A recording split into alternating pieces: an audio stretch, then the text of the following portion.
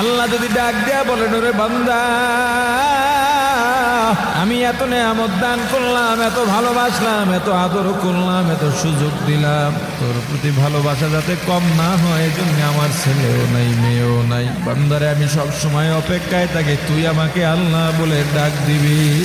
বান্দারে দুনিয়ায় কাজ করো, ক্লান্ত হয়ে যাও, আমি আল্লাহ রাত দিলাম বিশ্রামের জন্য, কিন্তু আমি আল্লাহ লা তাখুযুহু সিনাতুন ওয়ালা নাওম, আমি আল্লাহ ঘুমাই না, আমাকে তন্দ্রায় ধরতে পারে না। কারণ তুই যদি গভীর রাতে উঠে আমি আল্লাহকে আল্লাহ বলে ডাক দাও, আমি যদি ঘুমায়া যাই তখন তোর ডাকে কে সাড়া দেবে বল? কিন্তু বান্দা সারা রাত তুই ঘুমাইলি, আমি আল্লাহ তোকে জেগে জেগে পাহারা দিলাম।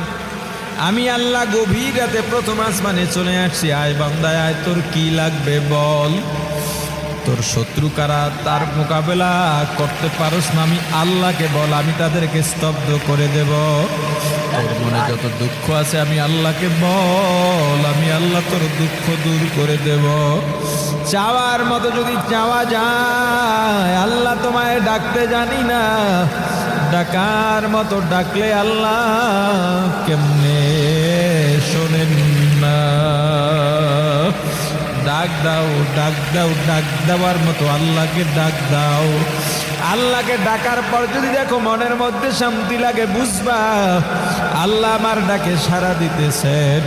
আর যদি মনে মজা না লাগে, বিরক্ত লাগে, আর একবার ডাকতে মনে না চায়, মনে করবা নফস শয়তান অন্তরে গেথে বসেছে, তখন আরো জোর করে আল্লাহকে ডাকতে থাকো, ডাকতে থাকো, দেখবে এক সময় মজা লেগে যাবে। আল্লাহ বলবেন, ওরে বান্দা, আমি আল্লাহ তোকে রাত্রে উঠে ডাকলাম, তোকে পাই নাই, ফজরে পাই নাই, জোহরে পাই নাই, আসরে পাই নাই, মাগরিবে এশায় পাই নাই, জুমায় পাই নাই, ওয়াজে পাই নাই, রমজানের সাহারিতে পাই নাই, তেলাওয়াতেও পাই নাই, জিকিরে পাই নাই, দরুদে পাই নাই।